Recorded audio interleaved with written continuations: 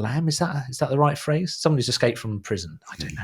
I know as much about this as I do not finding websites with tiny text.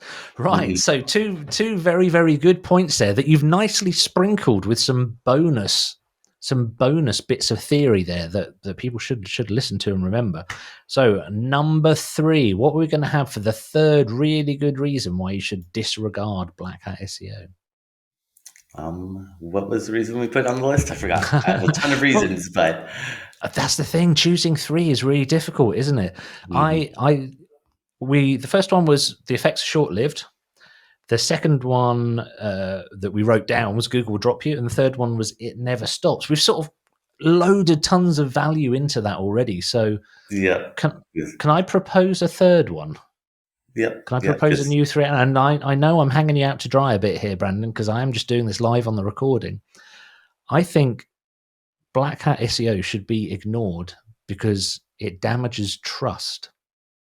Not just between you and Google, but potentially between you and your audience. Because if you're doing really strange things and making strange friends, let's put it that way, to engage in black hat, then I think that causes a problem. What do you think?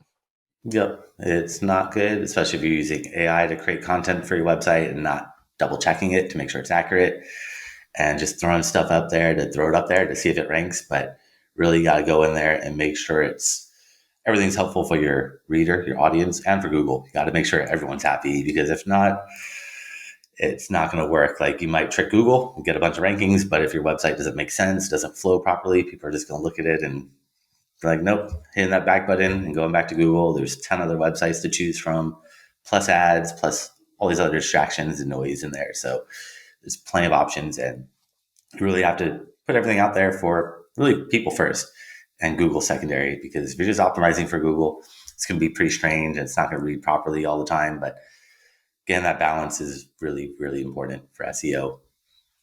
You've revealed another very interesting point there, Brandon, and that is Google have their own safety net.